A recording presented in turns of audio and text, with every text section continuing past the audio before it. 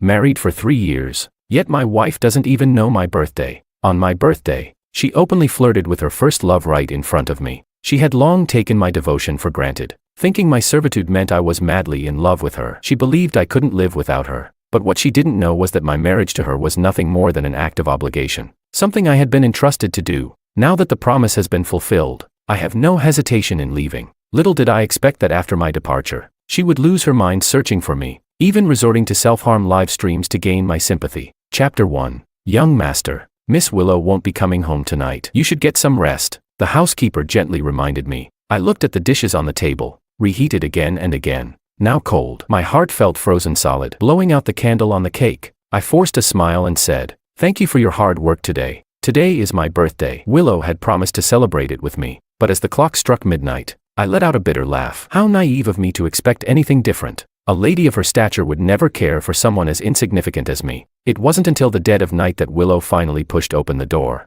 reeking of alcohol. She barely acknowledged me as I took her coat and helped her out of her high heels. "Why are you so late? Let me heat up some food for you," I offered. She waved me off without even sparing a glance. "Don't bother. I already ate outside." With that, she brushed past me and went straight to the bedroom next door. Picking up her phone, she said sweetly, "Honey, did you get home safely?"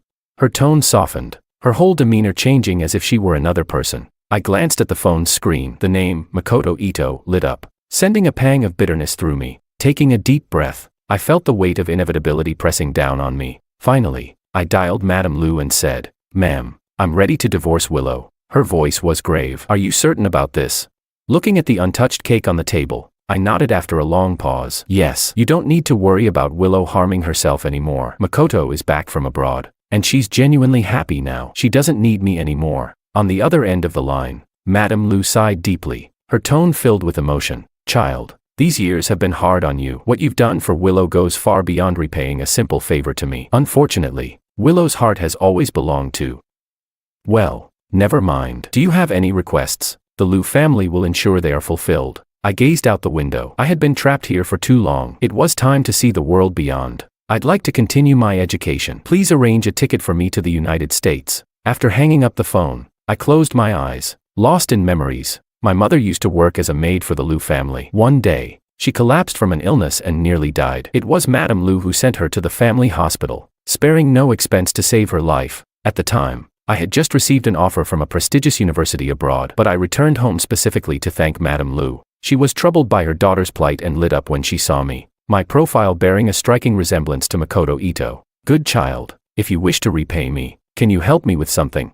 That's how I learned about Willow's past. She had loved Makoto since they were children. Growing up as the heirs of prominent families, she adored him, but Makoto always kept her at arm's length. Too timid to confess her feelings, she chose to stay quietly by his side. Just as she mustered the courage to confess after Makoto's graduation, he disappeared, fleeing abroad to escape her. Devastated, Willow spiraled into despair, spending her days in bars and even turning to self-harm. Madame Lu, at her wit's end, saw me as a solution. To repay her for saving my mother, I abandoned my studies and pretended to fall for Willow at first sight. I guarded her closely, staying awake for 3 days straight to stop her from hurting herself. When Lu family rivals set a trap for her, I attended their banquet alone, risking my life. The most harrowing moment came when a company shareholder tampered with her car's brakes. As her sports car hurtled toward a truck, I threw myself in front of it to save her. For the first time, Willow panicked, clutching my hand on the operating table. Her voice trembled with fear as she begged, "George, don't die. If you survive, I'll marry you."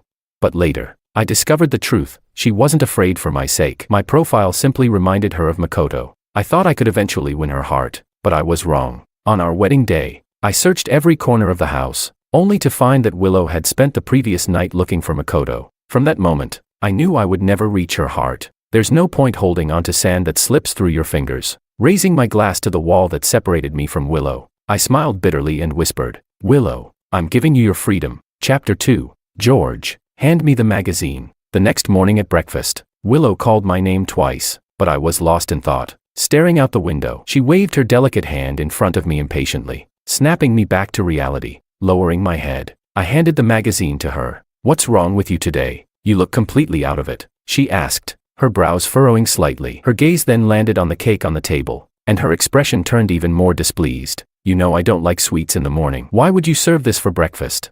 I cut a piece of cake and placed it on my plate. My fingers gripped the fork so tightly that my knuckles turned pale. I gave a bitter laugh. Of course, Willow didn't remember. Why would she? With Makoto back in her life, how could she care about the birthday of someone like me, an imposter?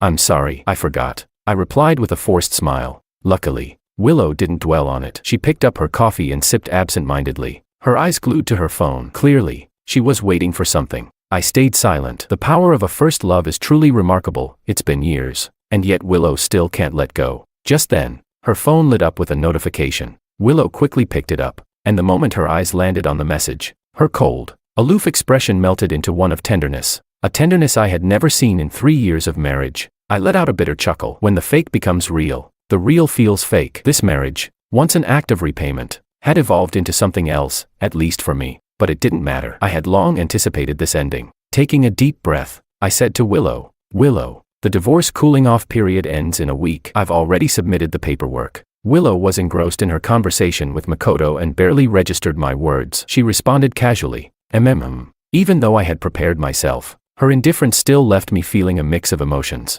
I'll be leaving for the US soon, I added. Still absorbed in her phone, she waved dismissively. Got it. She put down her coffee and rushed out the door, eager to meet someone. It wasn't hard to guess who. Watching her retreating figure, I couldn't help but call out, Willow, did you hear what I just said? Do you really not care at all? Turning back, she looked puzzled. Care about what? You're going to the US for some exchange program, right? You mentioned it before. And with that, she hurried away. I laughed bitterly. She didn't care. She hadn't even listened. It was true that I had mentioned studying abroad months ago, but that was in passing, and it hardly mattered now. There was no point in correcting her. None of this was important anymore. Willow had her long-lost first love back, and it was time for me to leave. Drafting my resignation letter, I headed to the Design Institute. Dean, I'd like to resign and continue my studies abroad, I said. The dean's face lit up with surprise. I always knew you had potential. I told you to study abroad ages ago. What's changed? Finally ready to let go of your precious wife? He teased. Everyone in Cloud City knew how much I doted on my wife, but I could only offer a bitter smile. Looking out the window at the familiar scenery, I thought, the flowers bloom year after year, yet people change with the seasons. Cloud City remained the same, but the person standing by Willow's side was no longer me. I said quietly, we've divorced. Divorced? The dean's eyes widened in surprise. After a long pause, he sighed knowingly. Well, love should be mutual. When one side gives too much, it's bound to wear thin. Perhaps it's for the best. I forced a small smile. Yes, after 3 years, I'm tired too. Chapter 3. After resigning, I returned home to start packing. Only then did I realize how little I truly owned. Though I had earned a decent salary at the Design Institute, most of my money had gone toward buying gifts for Willow. She had accepted them coldly, not even bothering to open the packages. Now, they were covered in a thick layer of dust. Taking a deep breath, I stood there, unsure of how to deal with these gifts. Suddenly, my phone rang. The screen displayed a name, Maria. Maria, Makoto's younger sister. I hesitated before answering. The moment the call connected, her coquettish and arrogant voice rang out. Willow, now that my brother's back, isn't it time you kicked that useless old man out of your house? He's such an eyesore.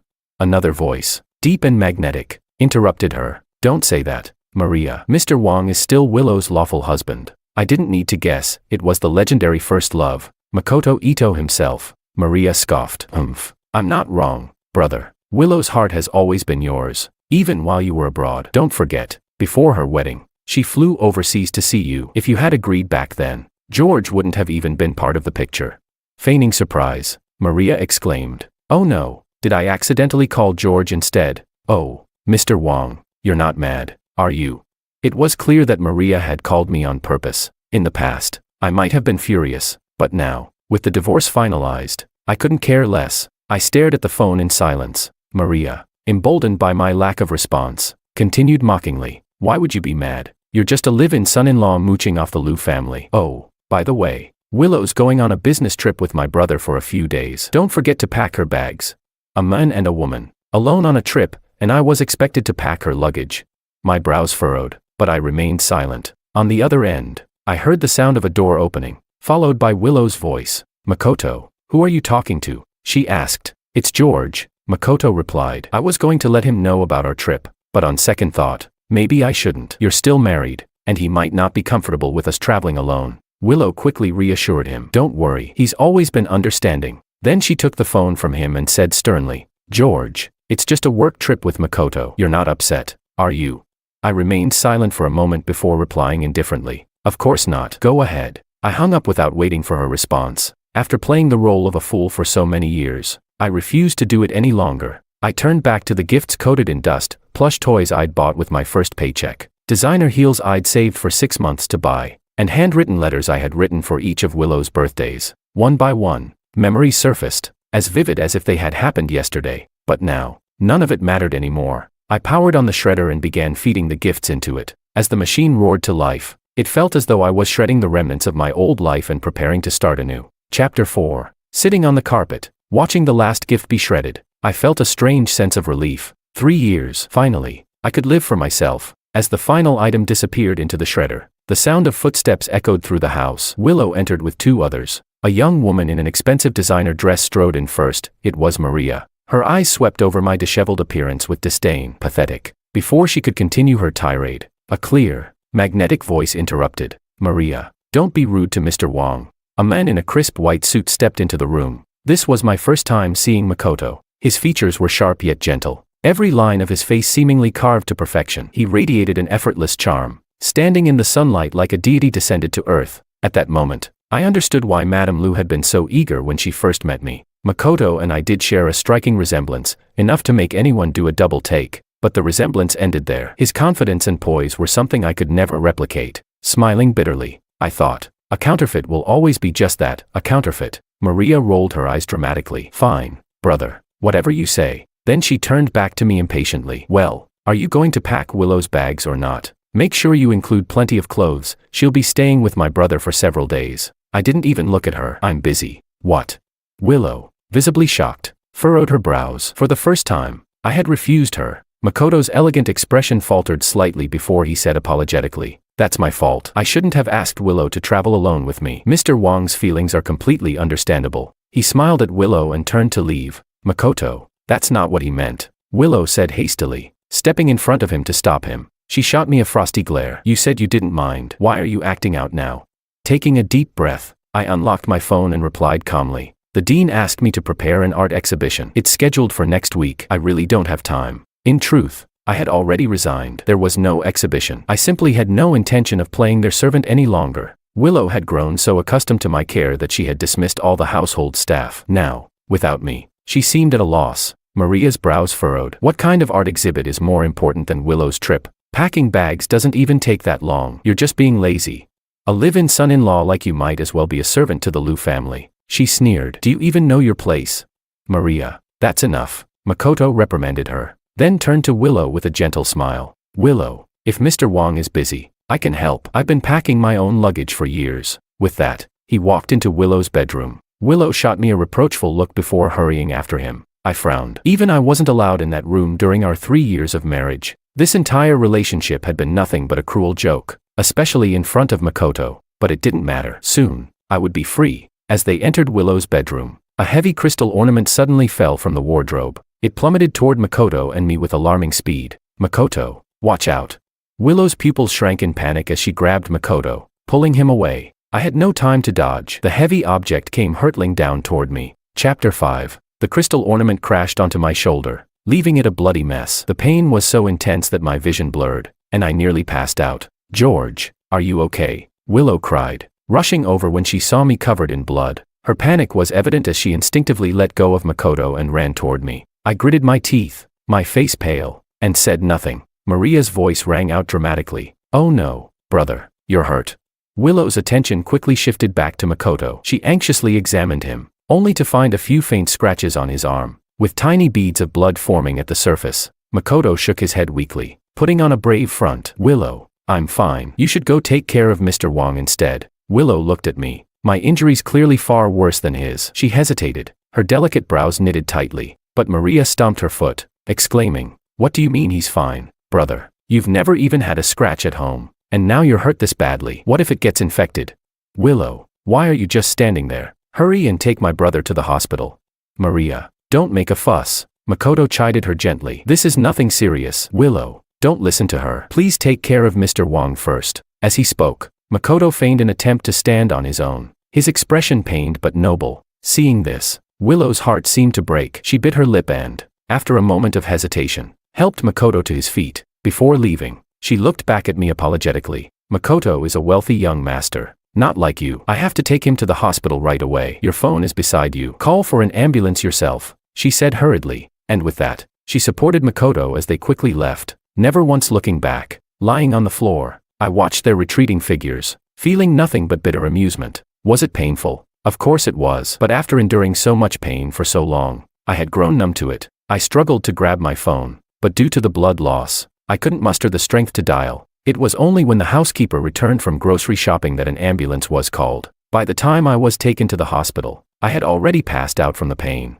When I woke up, the doctor informed me that my right shoulder had suffered a fracture. Because of the delayed treatment, I would no longer be able to hold a paintbrush for extended periods. I leaned back against the hospital bed and closed my eyes. For an artist, what could be more devastating than losing the ability to create?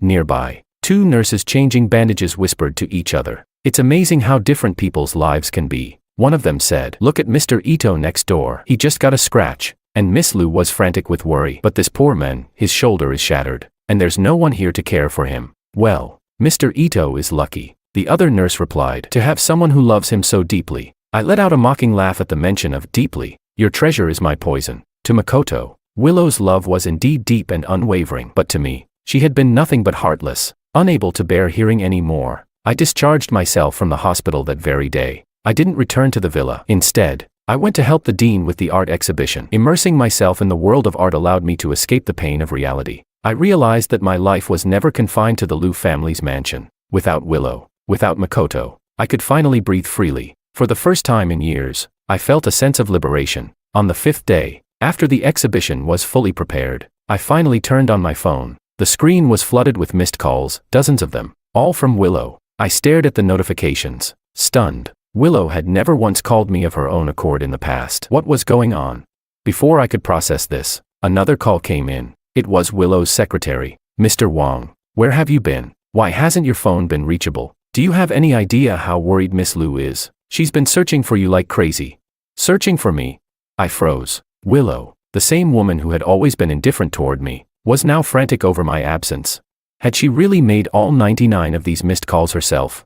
Chapter 6. What did you say? "Willow's been looking for me these past few days," I asked, my brow furrowed slightly. On the other end, Willow's secretary sighed in exasperation. "That's right, without you around, nothing has been going right for Ms. Lu. She's been snapping at everyone. Please, come back to the office." For a moment, I was puzzled. But hearing this, I couldn't help but laugh to myself. So that's all it was. I had thought perhaps my disappearance had made Willow realize my worth. But in the end, it was simply because she was too accustomed to my care. Hanging up, I muttered to myself, "If you can't handle a few days without me, what will you do for the rest of your life?" I was leaving for good, and that day wasn't far off. Nevertheless, I went to Willow's office. In the CEO's office, Willow stood by the window, holding a glass of red wine. Her long, slender legs crossed elegantly, exuding sophistication and allure. Hearing footsteps behind her, she turned around. The moment she saw me, her expression relaxed briefly, but soon a hint of displeasure flickered in her eyes. "You've finally decided to show up. Where have you been?" she demanded. "I've been helping the dean organize an art exhibition," I replied calmly. Willow frowned. "An art exhibition? Since when do you know how to paint?" I poured myself a glass of water, ignoring her question. It wasn't that I had suddenly learned to paint. Painting had always been my specialty. The background artwork for our wedding had been one of my creations. But Willow had never noticed or cared. And now, I no longer felt the need to explain. "I just picked it up recently," I said nonchalantly. Willow rubbed her temples in frustration. "I didn't mean to leave you at home like that the other day. It's just that Makoto has never been injured like that before. He's different from you. You should understand." My hands, hidden in my sleeves, tightened into fists momentarily before relaxing. "Of course, I understand. He's a young master, after all," I said with a faint, detached smile. "Then why were you upset?" Willow pressed. "Because you left without a word. Makoto refused to go on the business trip with me. Do you have any idea how much trouble you've caused the company?" There was a note of blame in her voice. In the past, such words would have enraged me. But now, I couldn't care less. I shrugged. "Well, I'm sorry about that." Placing the glass of water back on the table, I turned and headed for the door. "George," Willow called out, rising from her chair instinctively. I paused briefly. "Is there something else?"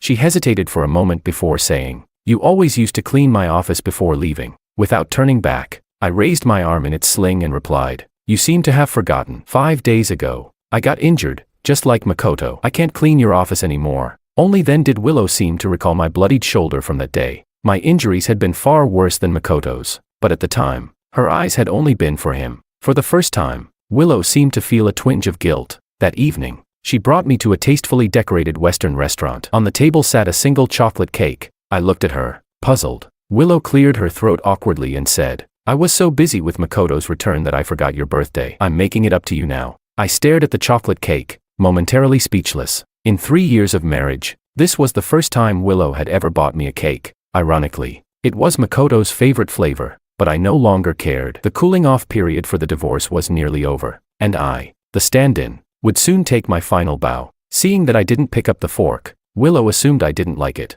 I thought chocolate was your favorite flavor. Why aren't you eating? She asked, a hint of concern in her voice. Before I could respond, an excited voice called out from behind us. Willow, you're so thoughtful. How did you know it's my brother's birthday today? And you even got his favorite cake?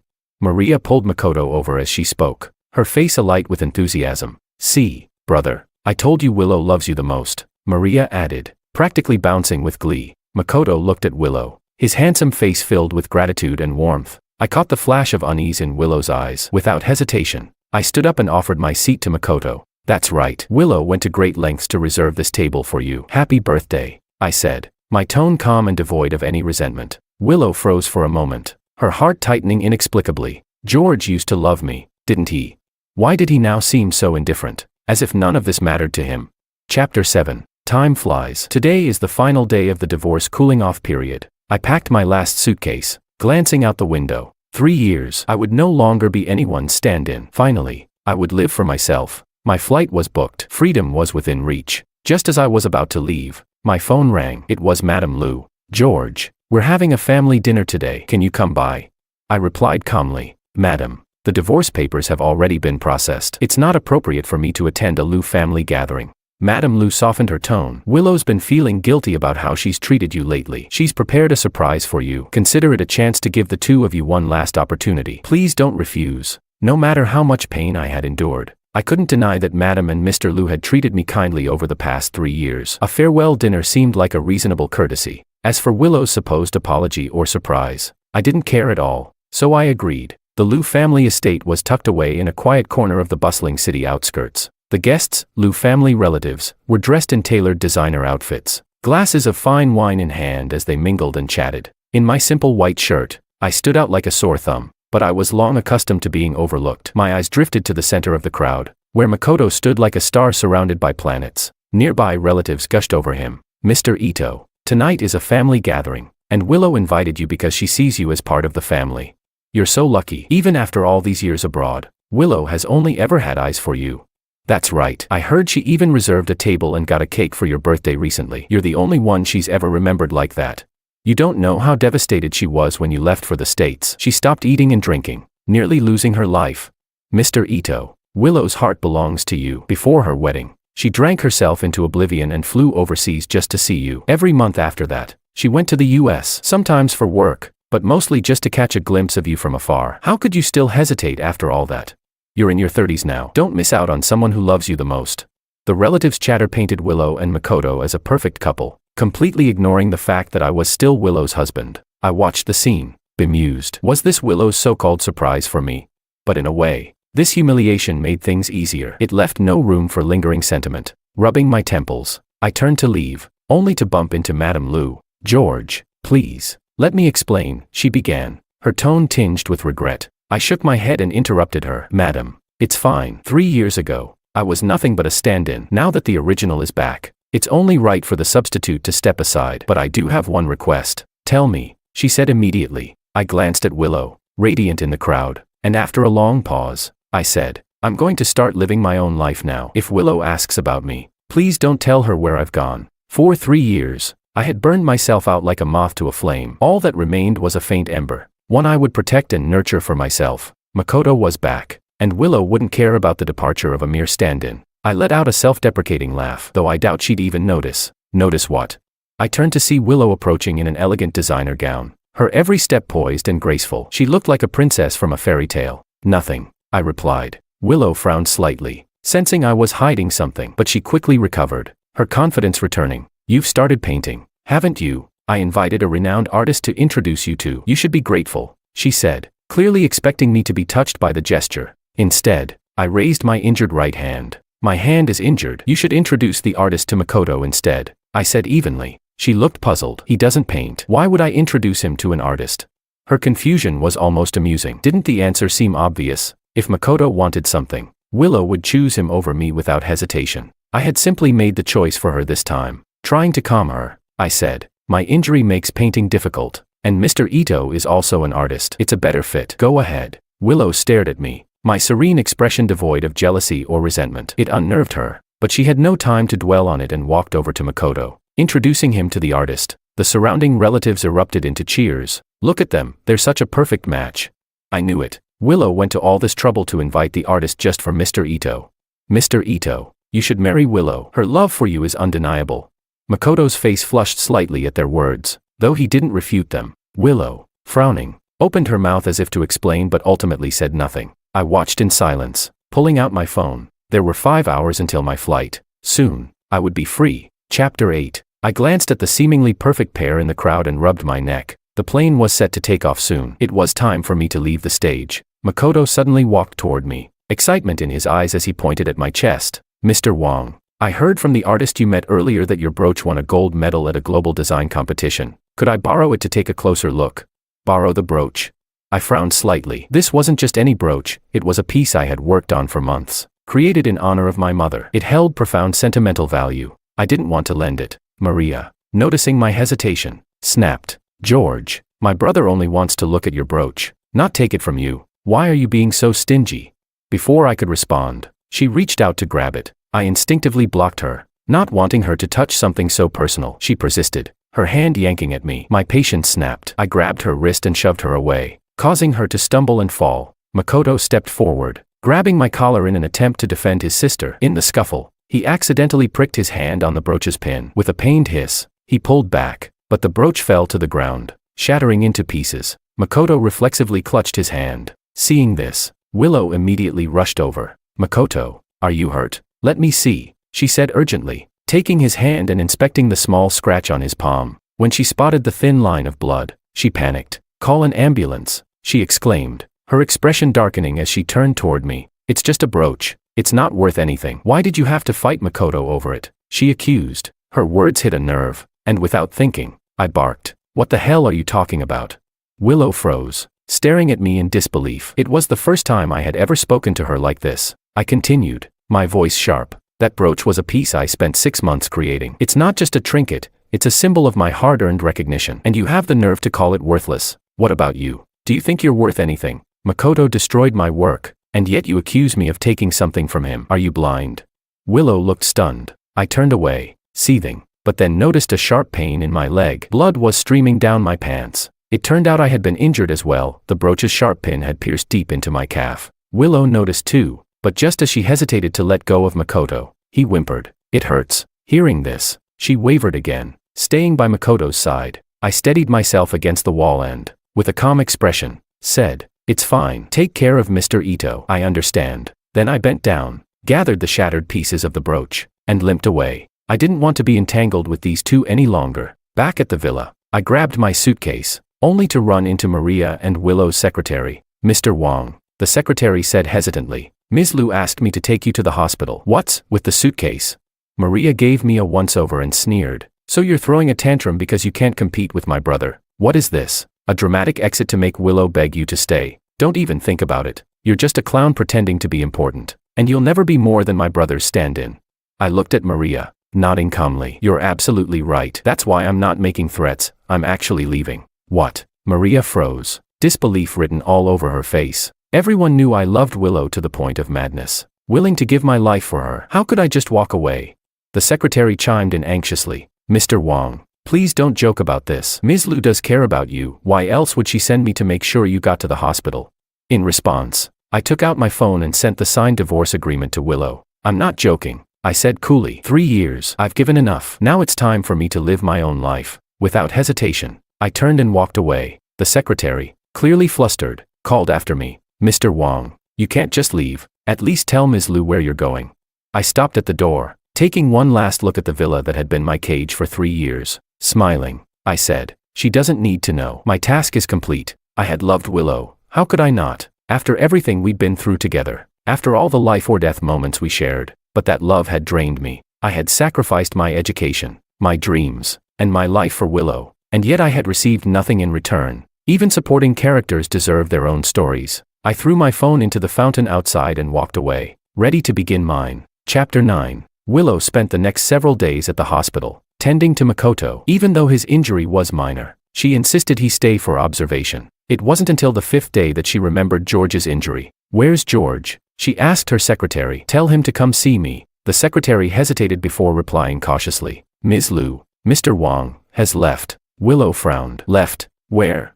She assumed George was sulking again. After all, the last time she had prioritized Makoto, he had disappeared for days. But this time was different. George had explicitly told her to look after Makoto first. Frustration welled up inside her. Why does he always act so big-hearted in front of others but then hold grudges in private? Can't he act like a man for once?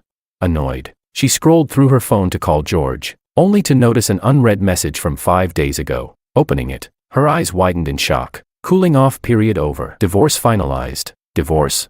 Her body stiffened as the truth began to sink in. A week ago, George had mentioned something about leaving, but at the time, her mind had been consumed by thoughts of Makoto. She hadn't paid him any attention. Now, cold realization washed over her. George actually filed for divorce. For a moment, her face, usually cold and composed, twisted into an icy fury. He must be joking. He's doing this to get my attention, isn't he? Willow scoffed at the thought. In her eyes, George's every action was a calculated ploy to provoke her. With Makoto back, his insecurity was understandable. Confident in her assumption, Willow dismissed the secretary with a wave. If he wants to leave, let him. He'll come crawling back in a few days. But 5 days later, Willow asked again. "George still hasn't returned?" she asked during a casual dinner with Makoto and Maria. Maria froze mid-sip, her expression flickering with surprise. "No, Ms. Liu," the secretary replied hesitantly. "Mr. Wang hasn't come back." Maria seized the moment to interject. "Willow, why are you still waiting for that petty man? You've loved my brother for years. Now that George is gone, it's the perfect time to settle down with him." Maria's words barely registered. Willow frowned deeply, ignoring her entirely. "George, where are you? Are you still throwing a tantrum? Haven't you had enough yet?" Chapter 10. Maria noticed Willow staring blankly and waved a hand in front of her face. "Willow, did you hear me? George has already left. I saw it with my own eyes. You need to stop wasting your time." "With your own eyes?" Willow's expression darkened immediately. Her sharp gaze locked onto Maria, and she grabbed her wrist. "When did you see George leave?" she demanded. Maria paled, stumbling over her words. I saw him leaving with his luggage last time, when I went to your house with the secretary. I thought he was just pretending." How could she have known that George had truly meant to leave? The fury on Willow's face surged like a storm. George dared to leave her. All she'd done was spend a few days looking after Makoto. Was that enough to make him this angry? Angry enough to divorce her? Clearly, she'd been too lenient with him. George was nothing, a man who hadn't even graduated from college. Without her, who would want him? Her face icy, Willow turned to her secretary. "Call George. Tell him to come back immediately, and I'll forgive him." The secretary looked conflicted. "Ms. Liu, I saw Mr. Wang throw his phone into the fountain that day." Willow refused to believe it. She pulled out her own phone and tried to call George, only to realize she had never saved his number. Instead, she dialed the number that had sent her the divorce agreement. But every attempt was met with the same response: "The number you have dialed has been deactivated." Willow shot to her feet and stormed out, her heels clicking sharply against the floor. Her eyes blazed with anger. George had abandoned her.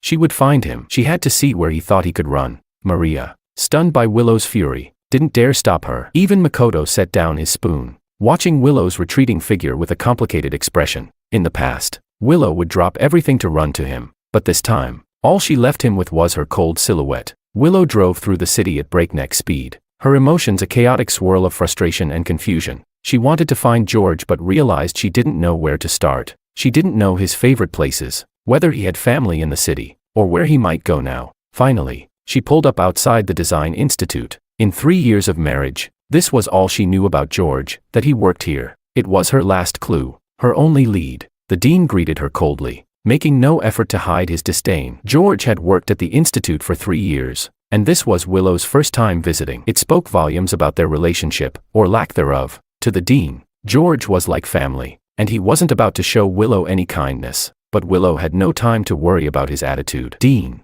do you know where George is?" she asked, her voice urgent. She had always thought of George as a dispensable part of her life, but in the few days since his departure, everything felt wrong. She missed his cooking, his quiet presence, the way he took care of everything without her asking. And now he was gone. She thought he was simply sulking. But this wasn't a Cold War. George had truly disappeared. His phone number was disconnected. His belongings were gone. And he clearly intended to leave her for good. She couldn't understand. George had loved her deeply. Why would he do this? Had these 3 years of devotion all been a lie?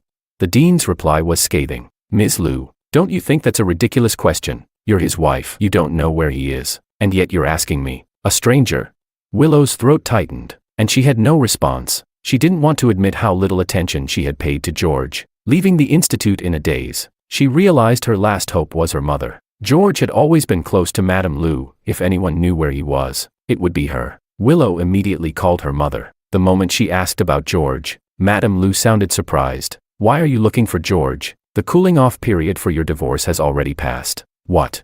Willow's brows furrowed. Her mother knew the cooling-off period had ended. How was it that everyone seemed to know about the divorce except her?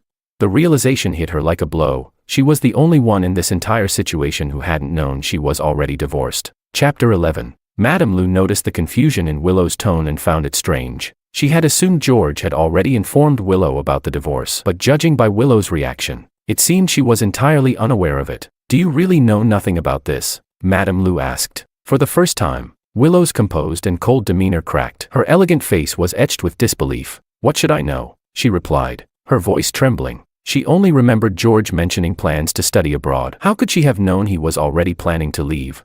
But how could he bear to leave? She thought. Didn't he love me with all his heart?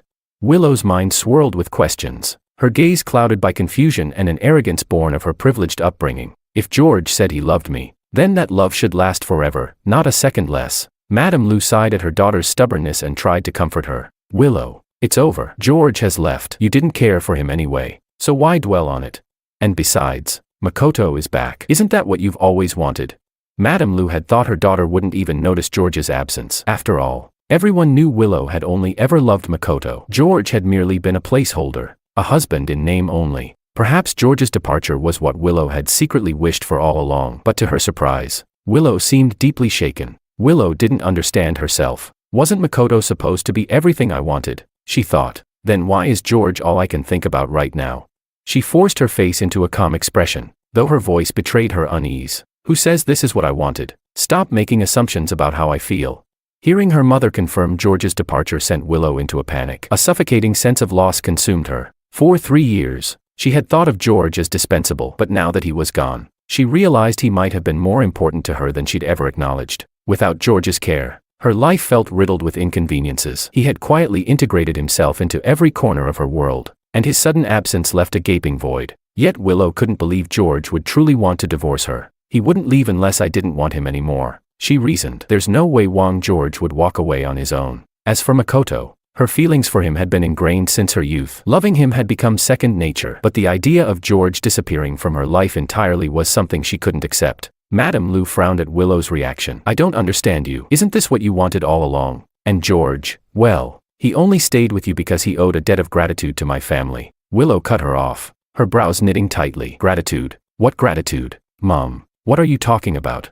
Madame Liu froze, realizing she'd said too much. It was too late to take it back, so she decided to tell the truth. "When Makoto left for the States, you were a wreck, threatening to end your life. At the same time, George's mother was indebted to our family. When I saw how much George resembled Makoto, I asked him to stay by your side to help you move past that heartbreak. We had an agreement, 3 years. Once the debt was repaid, we would part ways, and there would be nothing owed between us." Although it had started as a transactional relationship, over the past 3 years Madame Liu had come to think of George as a true son-in-law. But George had never forgotten his role. He continued to address her as Madam with respectful detachment, a reminder that he saw himself as an outsider. She had hoped that if Makoto didn't return, Willow might settle down with George and spend the rest of her life with him. But fate had other plans. As soon as the 3-year mark approached, Makoto came back, and Willow's feelings for him remained as intense as ever. Caught in this predicament, Madame Liu had no choice but to let George go when he requested a divorce. Willow stood frozen,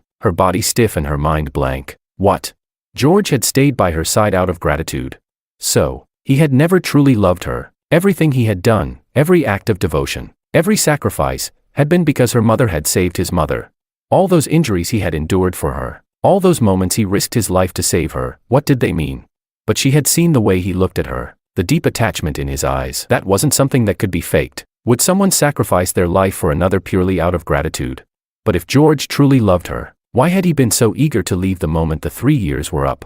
Willow stood there, dazed and uncertain. George, did you ever really love me? Chapter 12. When Willow heard the word agreement, the last shred of hope she had crumbled away. A whirlwind of confusion, helplessness, and anger overwhelmed her. She clutched her head, feeling on the verge of collapse. No, I don't believe all of this was a lie, she cried out, her voice cracking. Madame Lu, hearing her daughter's uncontrollable outburst, was equally stunned. Willow had always been composed and restrained, and it was the first time she had ever lost her composure like this for anyone other than Makoto. At this moment, she didn't even recognize her own daughter. Willow took a deep breath, trying to steady herself. Since George had an agreement with her mother, Madame Lu must know where he went. With that thought in mind, Willow hurried home to confront her mother, her gaze filled with a final, desperate hope. Mom, you must know where George went, right? She asked. Madame Lu, looking at Willow's increasingly obsessive demeanor, sighed and replied, I did buy the plane ticket for George, but the United States is huge. How do you expect to find him? And besides, I could tell he was determined to leave. He might not have gone to America at all. And now that he's deactivated his phone, it's a fool's dream for you to try and track him down. Willow's eyes dimmed in an instant. George, she thought, you really are something. You came into my life like a moth to a flame, and now you can walk away without a second glance. Just as Madame Lu was about to say more, Willow's phone rang. She glanced at the screen. It was Maria, answering the call. Maria's panicked voice immediately came through. Willow, you have to come quickly. Something's happened to Makoto. Makoto? Willow didn't hesitate for a second. She rushed to the Ito household. When she arrived, she saw a matchmaker sitting on a leather sofa, accompanied by a beautiful young woman in an expensive designer dress. Ito's father was enthusiastically introducing the woman. Makoto, this is your aunt's niece, Laura. She just returned from studying abroad in France. You two are about the same age, I think. Makoto sat uncomfortably on the sofa, his expression awkward. Just then, Maria, noticing Willow's arrival, called out, Willow, you're here.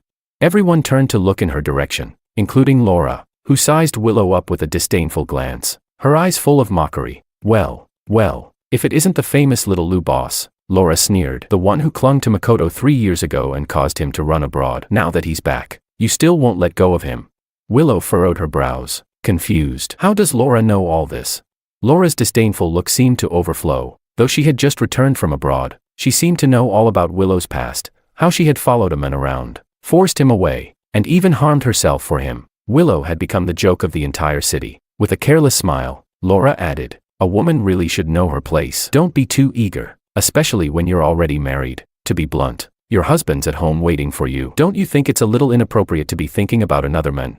The slap in the face was as public as it could get. Willow clenched her teeth, her face flushing bright red. She instinctively retorted, there's no one waiting for me at home anymore. Makoto suddenly looked up, a flash of disbelief in his eyes. Are you saying?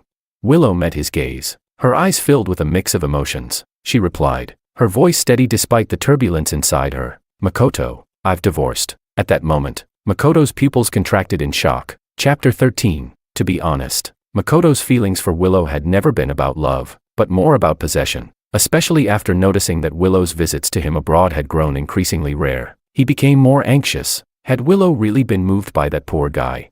Was his role as her first love being replaced by a substitute? Unable to wait any longer, Makoto returned, convinced that Willow would be waiting for him, eager to follow him like a lost puppy. But when Willow actually declared her divorce, he was stunned. How could George have done this?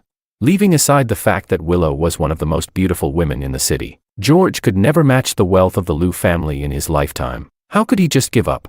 But Makoto quickly masked his shock with a smile, as if victorious. Willow, you really divorced for me? He asked, a slight gleam in his eyes. Laura was also taken aback, her brows furrowing as she waited for Willow's answer. Willow lowered her head, her thoughts clouded for a long time before finally nodding. Her pride wouldn't allow her to tell the truth, that George was the one who had requested the divorce. Makoto's lips curled into a smug grin, but he quickly hid the triumph in his eyes and extended his hand toward Willow. With a tender, affectionate tone, he said, Willow, We've missed each other for so many years. What you did today convinces me that you truly love me. Let's be together. Laura's teeth almost ground to dust. What is this? She thought. These two are making a fool of themselves. If they're so in love, why bring me into this mess at all?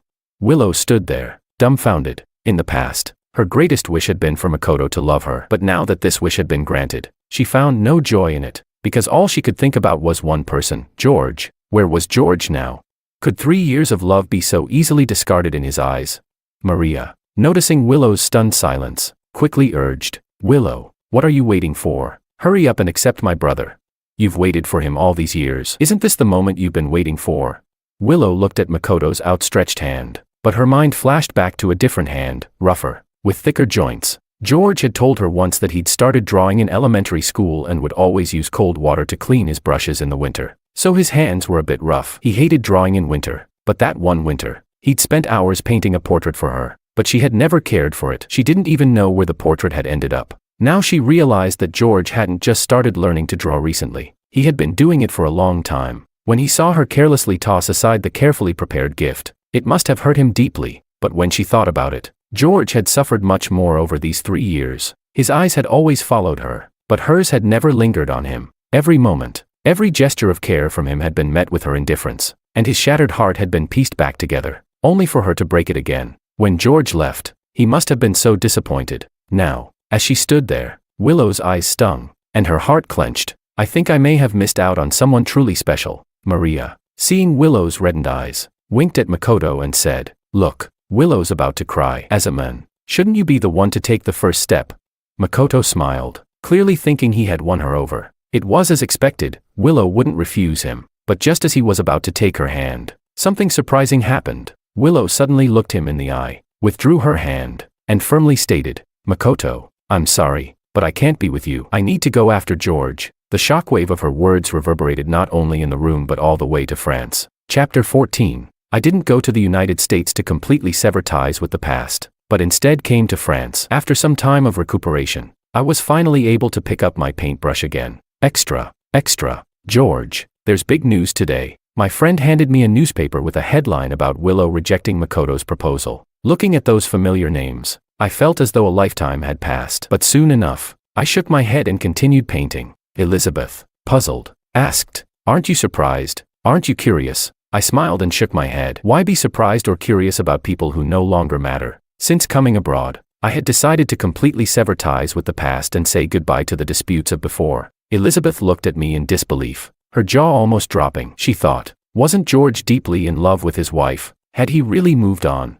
But soon, she nodded, agreeing with me. It's good that you've forgotten them. Those two scoundrels don't deserve any attachment. Elizabeth could be quite blunt. She continued, you sacrificed so much for Willow, and she didn't even care. Now, she's just a joke. We don't need to go back to that fire pit. She also found it quite satisfying that Makoto, after trying to seduce someone else's wife, had ended up with nothing. I smiled at Elizabeth's playful manner, feeling a sense of relief in my heart. I had truly let go. The past 3 years felt like a fleeting dream, and now I had moved on. After tidying up my easel, I was about to leave when an unfamiliar number rang. I answered the phone, and Laura's voice came through the line. We had once been art school colleagues. With a hint of malicious joy, Laura said, Senior, I have some good news for you. Your ex-wife is back in the hospital after yet another self-harm incident. I froze, confused. What was Willow trying to do? Wasn't she obsessed with Makoto? Now that I had stepped aside, wasn't that exactly what she wanted? Why was she still self-destructing? I didn't know. After I left, Willow finally realized my worth. Without my care, she felt as if she had lost the most important part of herself. When Makoto proposed to her, she saw her own heart clearly. It wasn't love for him but a long-standing obsession. Once she understood that, she used every resource to track me down, even asking my mother where I had gone. But I didn't go to America, so Willow couldn't find me. Her search grew more frantic, sleepless, and eventually, under immense pressure, she resorted to self-harm again. The whole city was buzzing about it. I paused, the thought of it making my movements falter. We had been married for 3 years. At first, I had done it out of gratitude, but eventually, I had to admit that I had developed feelings for Willow. But no matter how deep the feelings, I couldn't bear the constant pain. The moment I left for abroad, I had decided to sever the past. I wanted to live for myself. Let the past fade away with the wind. Willow's madness or her self-harm no longer had anything to do with me. The next morning, Elizabeth came early to ask me to attend an art exhibition. Today's exhibition was hosted by Anna Banana, a renowned contemporary Chinese painting master who had risen to fame in recent years. However, Anna Banana was extremely mysterious, never revealing their true identity, and no one knew if they were male or female. But rumors were that this time Anna Banana would reveal their true face, making the exhibition a huge event, with people packed inside and outside the venue. Elizabeth and I squeezed through the crowd for half a day before finally getting in. As the lights of the exhibition hall dimmed, everyone fell silent, holding their breath. The figure on stage slowly turned around, and when their face was fully revealed, the entire hall went completely still. It wasn't because of anything else, but because of the sheer beauty of the person standing there. Everyone present was an artist, so their standards for beauty were high, but this person before them met all their expectations. It was as if Venus had descended to Earth, but I stood there, frozen in place. Anna Banana. How could it be her? Anna Banana, now standing before me with a faint smile, walked up to me. Her exquisite face was full of fondness. George, long time no see. Chapter 15. Looking at her, my eyes grew misty. Anna. How had I never realized before? The famous artist Anna Banana was my childhood best friend. Anna. She was a year younger than me and had been sent to live in the countryside as a child. We had spent half a year together as playmates. Later, I learned that Anna was from a prestigious family, but she had been sent to the countryside to avoid family disputes. When we parted, we were reluctant to say goodbye, and Anna had promised she would be my bride. But back then, we were too young, with no way to stay in touch, and eventually lost contact. Anna, looking at my thin frame, also had tears in her eyes. Back then, in the countryside, George was a happy little boy, but now, he had grown so thin. Anna had known about me for 3 years, but when she returned from abroad, I had already married Willow, the heiress of the Liu family. At first, Anna had considered trying to win me back,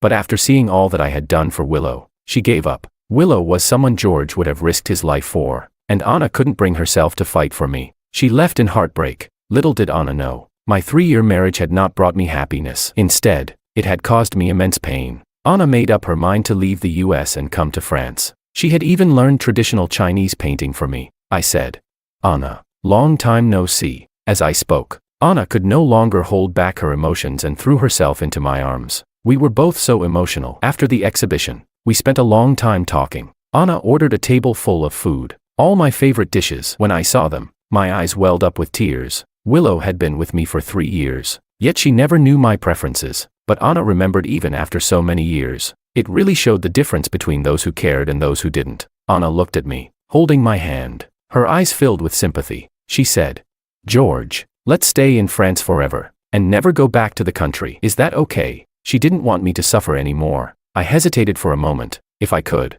I truly wouldn't want to deal with the people and things of the past. But my mother was still in the country, and I couldn't avoid going back. But if I went back, it meant I would inevitably face Willow again. Just thinking of her frantic face made me uneasy. I said, I won't be going back in the short term. I need to finish my studies first. Anna frowned slightly but still smiled gently and said, okay, everything will be according to what George wants. The next 2 years were spent focused on my studies, and finally, my design won the first prize in international Chinese painting, and I graduated successfully. That night, we celebrated with wine. I had finally completed what I should have done 5 years ago, making up for the regrets of the past. Looking at the moon outside the window, it was time to return home. One reason was to bring my mother back, and the other was to visit the dean. It was with the dean's support that I had the confidence to pursue my dreams, and now that I had achieved them, I knew he would be happy for me. When I returned to the Design Institute, I found that the dean had aged quite a bit. But when he heard that I had graduated successfully, he smiled broadly. He said, I knew it. With your talent,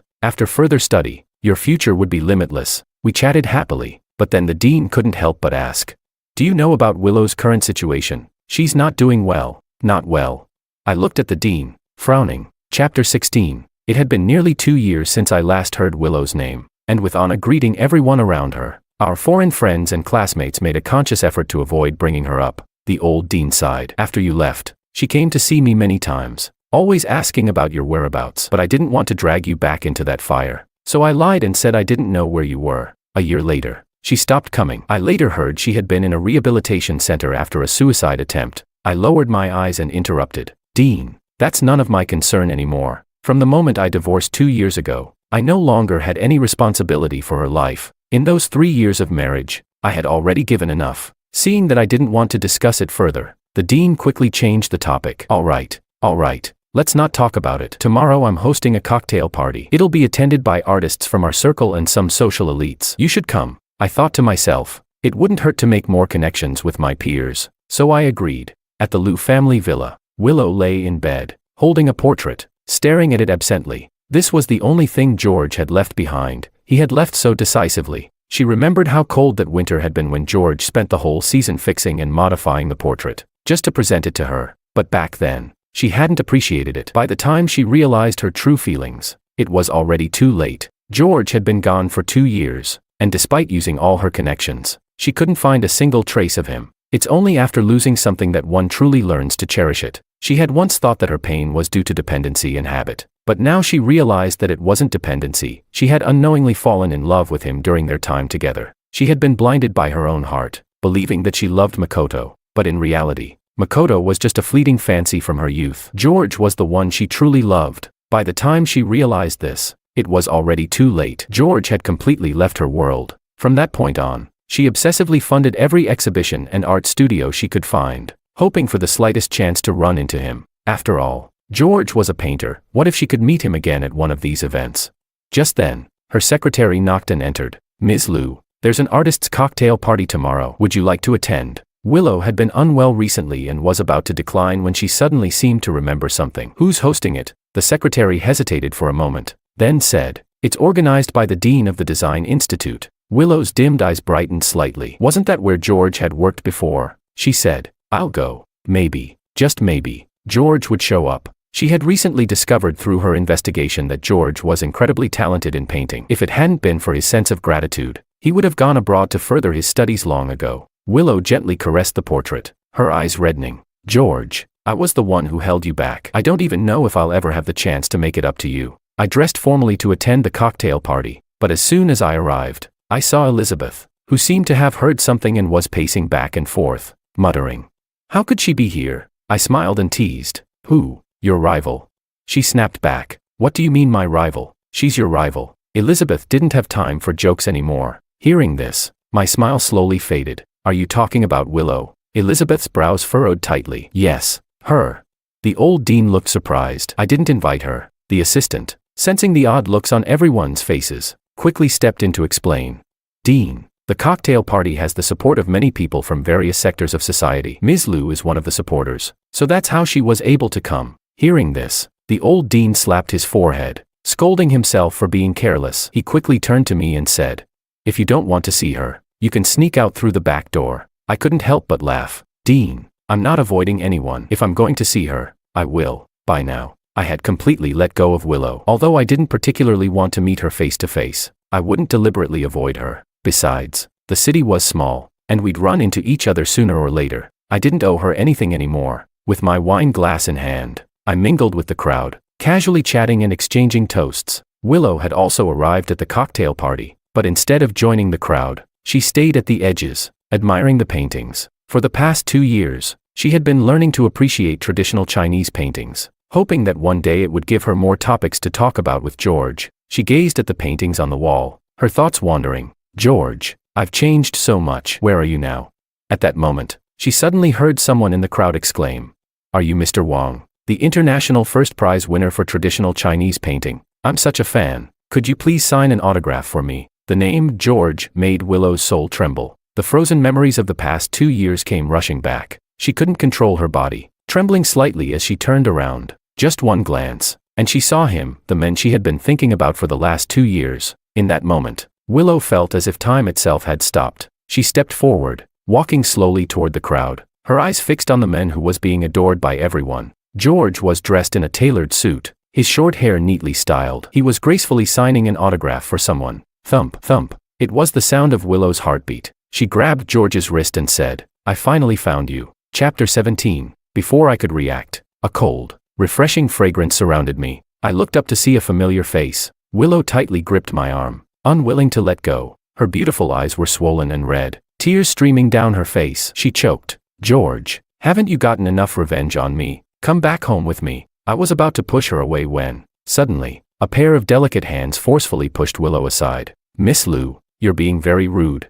Anna, in a white dress, her hair neatly styled, stood firmly between us. Her beauty was breathtaking, and she blocked Willow with her high heels. She glared at Willow with cold, defensive eyes. Isn't 3 years of torment enough for George? You two are already divorced, why should he go back home with you? Anna, thinking of the pain I had suffered over those 3 years, wished she could tear Willow's flawless face apart. Willow shook her head, denying it. No, that's not it. I will change. Willow stepped forward, about to grab my hand again. After I had disappeared for 2 years, she was terrified that if she blinked, I would vanish once more. Anna spoke sharply. Change? Willow, you need to understand. You no longer have a future with him. She stood her ground in front of me, her words cutting deep. Willow couldn't hear Anna's voice anymore. Her eyes were fixed on me, and when she saw the indifference in my gaze, her heart shattered. How could I look at her like this? It was as though I was staring at a stranger. Had those 3 years of marriage meant nothing to me? Willow had so many questions she wanted to ask, like where I had gone these past 2 years, what I had been doing, and why I had left without a word. But in the end, all she could ask was, why did you leave me? I had thought that seeing Willow again would stir a great emotional response in me, but I was surprised to find that I had already let go. I spoke calmly. Didn't Mrs. Liu tell you? Our marriage was nothing but a debt of gratitude from the start. Gratitude? Willow asked, furious. She stepped closer, grabbing my shoulders tightly. Do you think I'm a fool? Would you risk your life just for gratitude? I don't believe that in these 3 years. You didn't love me. I pulled away from her grip and took a deep breath. Looking her in the eyes, I said seriously, love or no love, it's all in the past now. Willow, we're divorced. There's no point in talking about it anymore. I had married into the Liu family before I had even graduated from university. Willow was the first woman I had ever gotten close to, and she was as beautiful as a flower. How could I not be moved? I had tried to be good to Willow, but every time I started to care, Willow would strike me down with her attachment to Makoto. Over those 3 years, I had lost count of how many times my heart had been shattered. I had loved Willow, truly, but no matter how deep the love, it couldn't withstand the constant heartbreak. The moment I decided to divorce 2 years ago, I had truly let go. I couldn't tie myself to a world that only revolved around Willow. I needed to live my own life. With that thought, I looked at Willow seriously and said, I've moved on. It's time for you to do the same. With that, I turned to leave. There was nothing left to say to Willow, and I didn't want to ruin the host's event. Willow tried to step forward and stop me, but Anna swiftly pushed her aside. Miss Liu, have some dignity. Anna gave Willow a cold glare before turning and following me. Willow could only watch helplessly as we walked away. The event went smoothly, but I wasn't in the mood to stay, so Anna and I left early. As we were about to leave, a familiar figure suddenly approached us. It was Willow's secretary. I finally caught up with you, Mr. Wang, she said. This is a gift from our young mistress. Please accept it. She opened a box, revealing a beautiful watch inside. I couldn't help but laugh sarcastically. Willow, why bother? Makoto was the one who liked expensive watches, I said. Please tell Willow that I will not touch anything Makoto likes. And I took a deep breath and said slowly, I never liked watches to begin with. Chapter 18. The secretary's smile froze immediately, and she stood there awkwardly, unsure of what to do. She asked, Mr. Wang, then, what should we do with the watch? I didn't want to make things difficult for her. I replied, please return it, and there's no need to bring anything else in the future. The secretary bit her lip and left without another word. I thought I had made myself clear, but it seemed Willow hadn't given up. Every day, she found different ways to send me gifts, but without exception, I returned them all, unable to bear it any longer. Willow came to me. Why won't you accept my gifts? She felt that she had changed so much for me, but why wasn't I moved at all? Looking at Willow, so eager yet so pitiful, I suddenly realized just how tragic this all was. How much better it would have been if she had given these gifts to me 2 years ago. We had once loved each other, but we never truly fell in love. I looked at Willow and asked, do you still not understand? Willow's eyes locked onto mine, and in that moment, she felt a strong urge to turn and leave, because she knew the next thing I would say would pierce her heart. I said, it's over. No matter how many gifts you send, it won't change that. I no longer have any attachment to you. And I let out a self-deprecating laugh. After our divorce, shouldn't you feel relieved? Willow's heart shattered upon hearing those words. Her mouth opened, but her voice was hoarse as she muttered, no, that's not it. I didn't want to divorce you. At that moment, she was no longer the confident woman she once was. Her eyes were filled with tears and pleading. She choked on her words. After 3 years of marriage, I've grown used to having you by my side. But back then, I didn't understand my heart. I thought I liked Makoto, but after you left, I realized I had already fallen deeply in love with you. You're like air, you don't notice it when it's there. But how can anyone live without air? Now I realize my mistake. I've rejected Makoto. Can we start over? I looked at Willow's tear-filled face, and for a moment, It felt like I had been transported back to 2 years ago, but I no longer wanted to return to the past. Those days, where I put others first, were nothing but torture for me. I collected my emotions and looked at Willow, my gaze completely devoid of affection. I said, "Willow, what you feel for me is not love, it's dependency. Or rather, you just can't stand being without someone who would sacrifice everything for you. You're chasing after illusions, whether it's me or Makoto. We're just tools to fulfill your longing for deep affection. The only person you truly love is yourself." The color drained from Willow's face in an instant. My words laid bare the painful truth in front of her eyes. All the pretty lies she had woven about love and affection vanished in that moment. What she had thought was love was nothing but her own misguided notion of deep affection. At that moment, I no longer compromised, no longer allowed myself to bend for anyone. Without saying another word, I turned and walked away. But just as I stepped out, I received a call from Mrs. Liu. Looking at the phone, I already knew what she wanted to say, but I still answered. She said, "Good child, you're finally back." I didn't respond because 5 years ago, when I first entered the Liu family, Mrs. Liu had spoken to me in the same tone. Behind the honeyed words were always sharp blades. I was grateful for everything Mrs. Liu had done for my mother, and I appreciated it deeply. I had been willing to repay her with my life, but there's only so much one can sacrifice for others. I had already given everything to Willow once, and I had nothing left to give. I asked, "Madam, is there something you need?"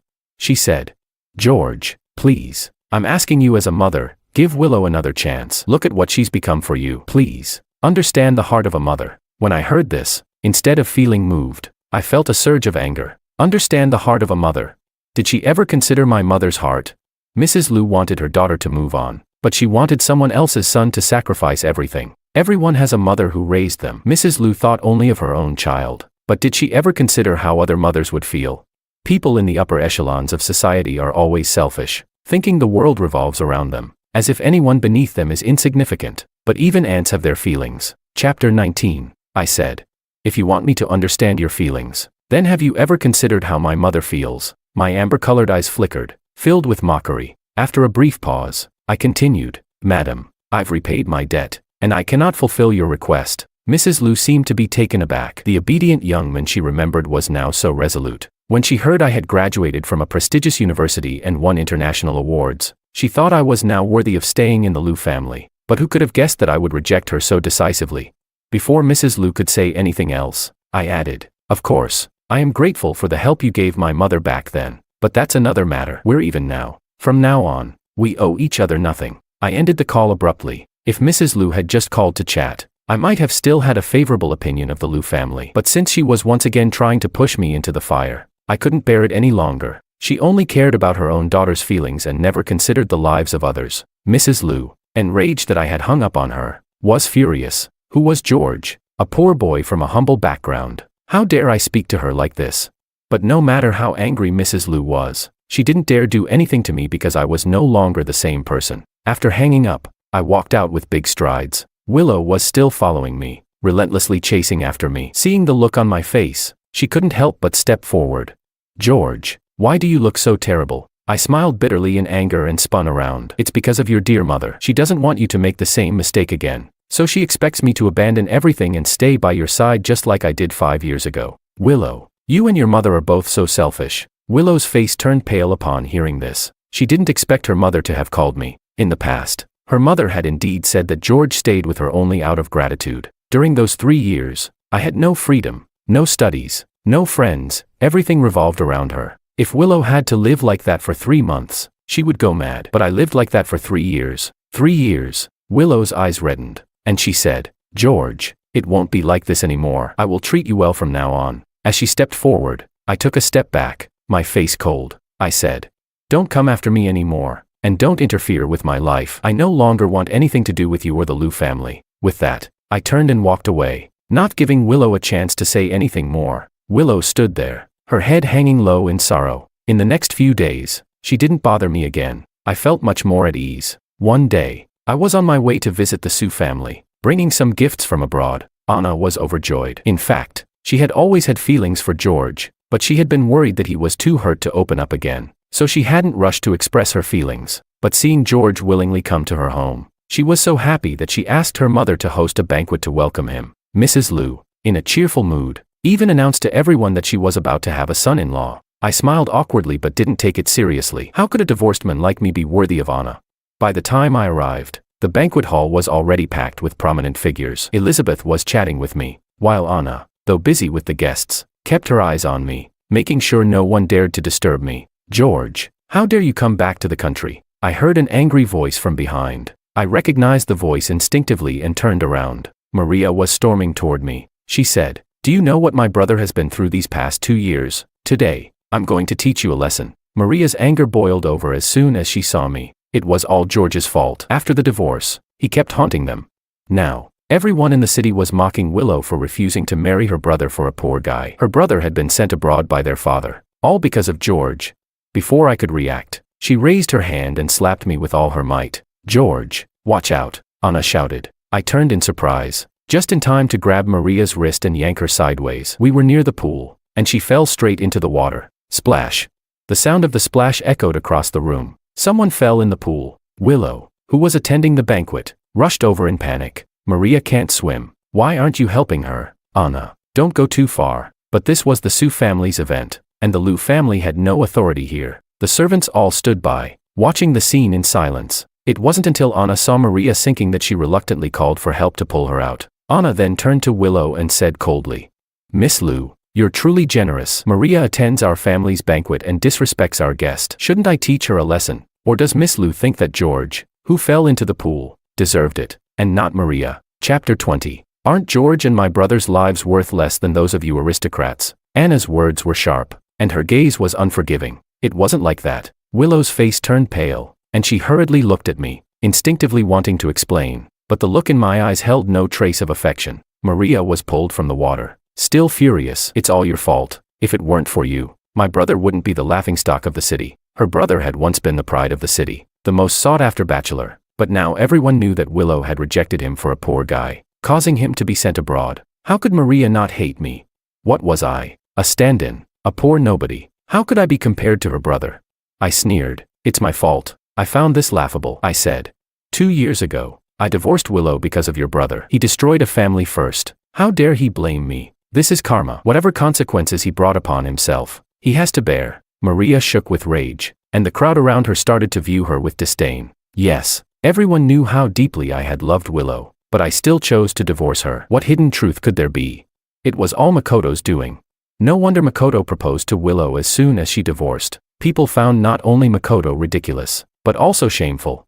Willow turned to Maria and said coldly, "Enough, Maria. Even though my brother and I are friends, it doesn't mean you can do whatever you want. Apologize to George now." Maria froze, and then, incredulously, she screamed, "Willow, you want me to apologize to George, a poor, useless man who's just a substitute for my brother? Why should I apologize to him? I won't apologize, and I'll tear that hypocritical face of his apart." Before she could finish, she reached out to slap me, but in the next moment, something unexpected happened. Smack!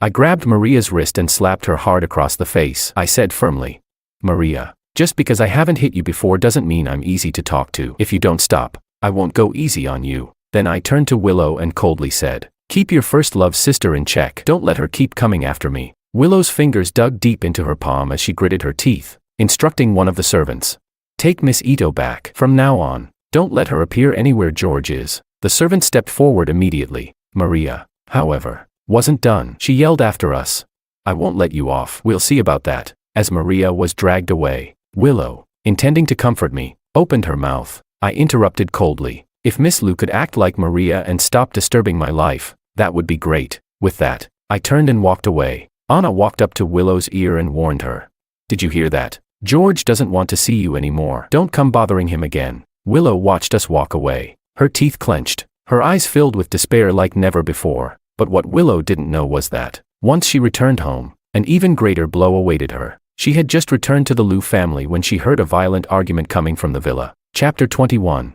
In the villa, Liu father had just returned home when he angrily pointed his finger at Liu mother's nose, scolding her, "Susan, I left the family under your care, and this is how you manage it. The company is in ruins. Our son-in-law has been driven away, and now you're letting your daughter provoke the Sue family's young lady."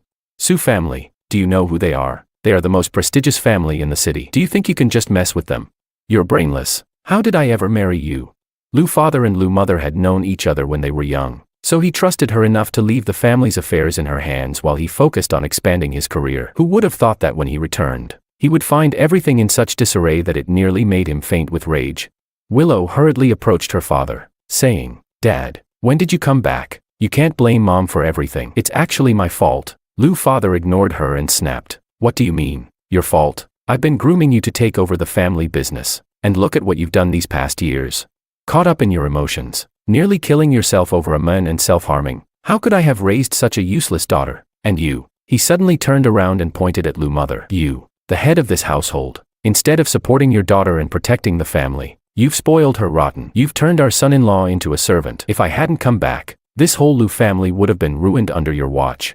Willow had never been reprimanded like this before, and she stood there, stunned. Lu's mother hurriedly pushed her upstairs, saying, "Go upstairs first, old man. Let me explain." She thought if she could get rid of her daughter and plead with her husband, things might be salvaged. But once Willow was upstairs, Lu's father's face turned completely cold. He looked at his wife, his expression emotionless. While he had been out fighting for the family, his wife had been sabotaging everything. Their daughter, whom he had nurtured, had been ruined, and the company was a mess. He hadn't even known until now about his daughter's self-destructive behavior, all because she'd been kept locked up in the Lu family by Lu's mother for 3 years. The Lu family had fallen this far due to her actions.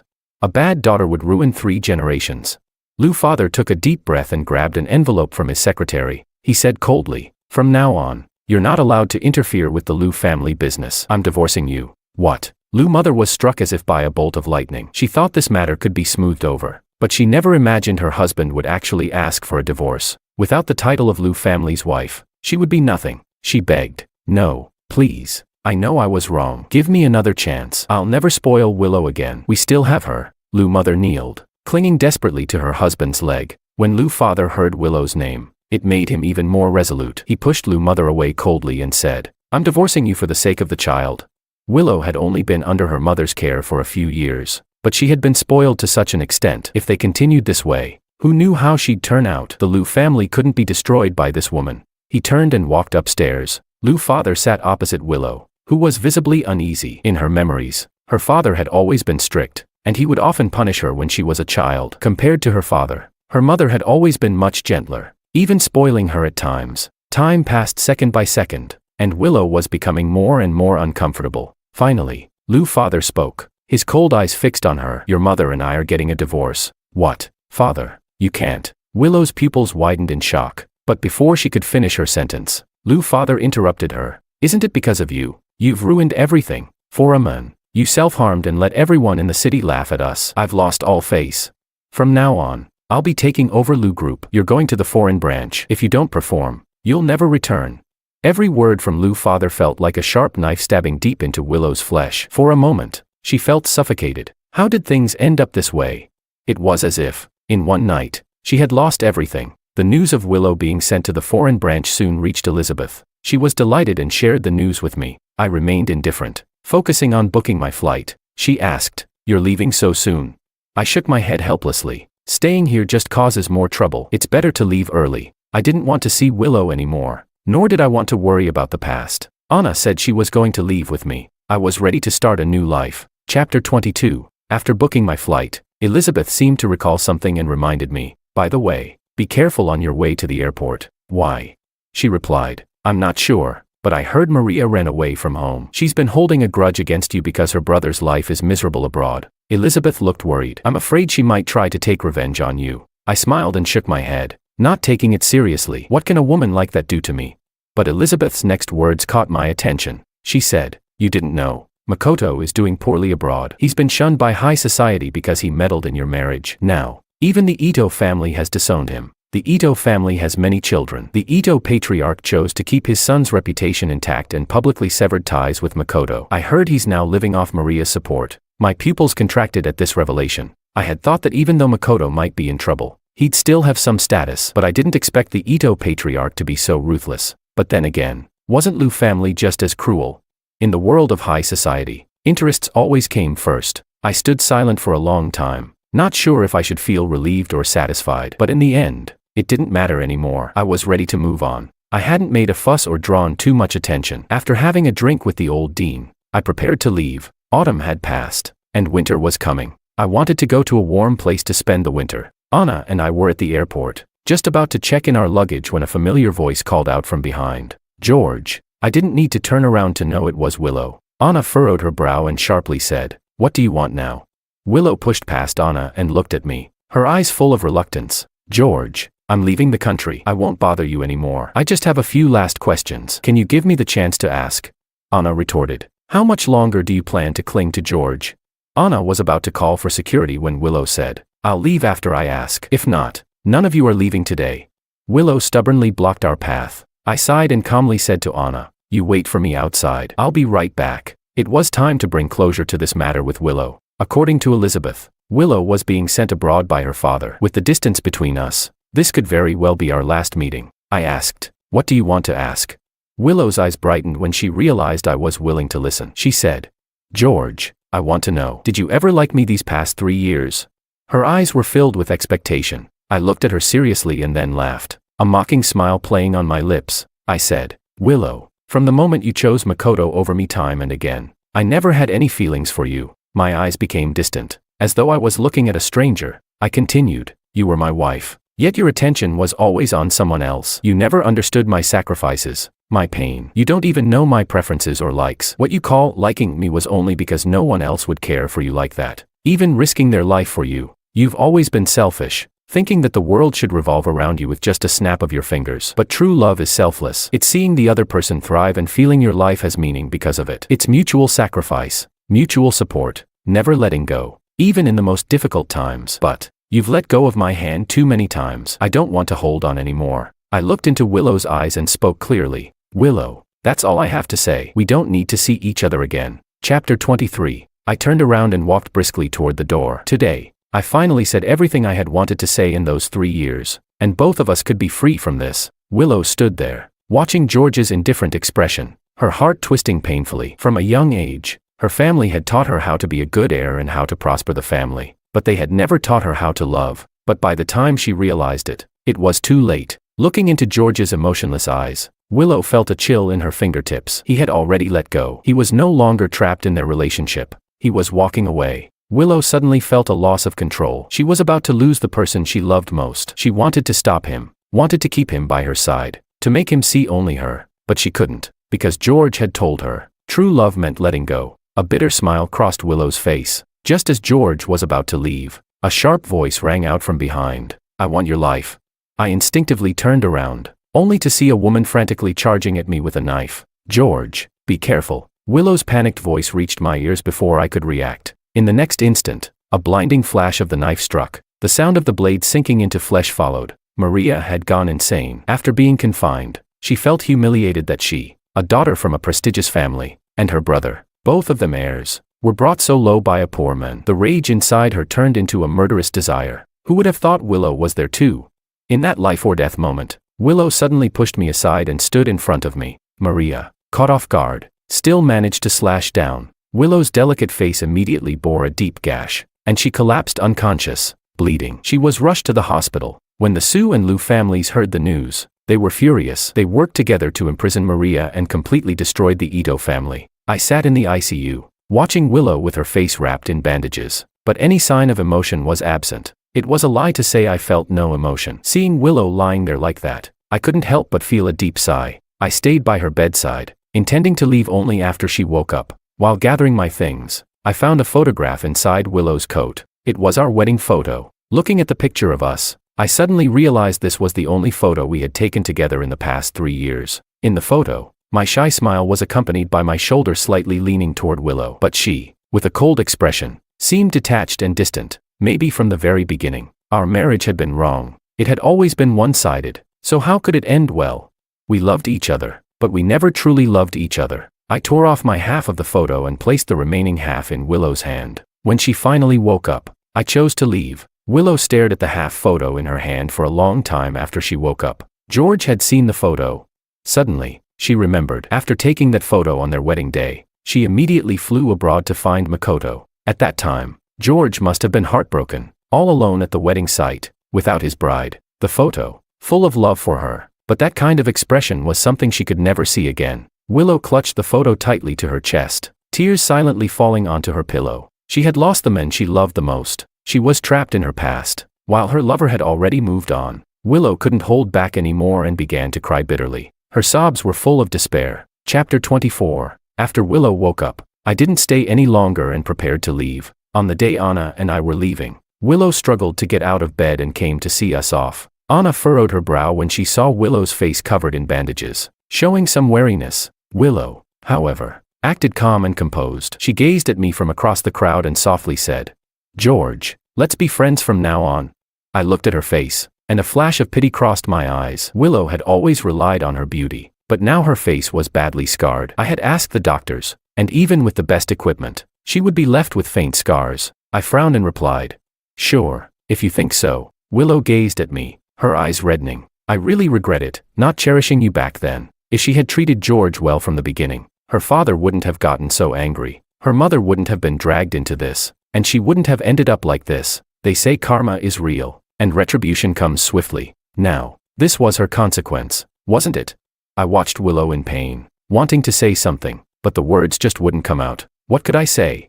Both of us had been deeply hurt by this relationship. Willow was now torn to pieces, but when I left, I was no different. Willow seemed to sense my suffering. She wiped away her tears and forced a smile. "It's all right," she said. I shook my head. "Willow, there's no such thing as regret. If we keep dwelling on the past, we'll never move forward. We both need to look ahead now." I was grateful that Willow had saved me, but gratitude isn't love. We had hurt each other and spent too long entangled in our mistakes. It was time to say goodbye. This was the first time I spoke to Willow without any emotions after our divorce, but before, Willow had always clung to her obsession, never listening to my words. Now, she understood. We could never go back. Anna and I boarded the plane to go abroad. Anna looked at me with her beautiful eyes, full of concern. She had always wanted George to be happy and thought that leaving him at the right time was the best choice. She never expected him to go through such a cruel marriage. Had she known, she would never have let go of George's hand, even if it cost her life. Fortunately, the heavens had given her a chance to make things right. Fortunately, it was not too late. Anna's delicate hand gently touched mine, and she asked, "George, there were so many people in your life before. Can I have a little of your love now?" I was taken aback, instinctively withdrawing my hand and saying, "Anna, don't joke around. I was just a middle-aged man with a failed marriage. How could Anna possibly like me? She had said she liked me when we were kids, but that was just a childish joke. How could she have meant it?" But Anna looked at me seriously, her eyes filled with deep affection and determination. She said, "George, I mean it. I've liked you since I was little. I want to grow old with you, to share all the joys and sorrows of life. Even in the toughest times, I will never let go of your hand." I looked into Anna's burning gaze. My heart stirred. I reached out and took her hand. "All right," I said. "Just don't let go of my hand."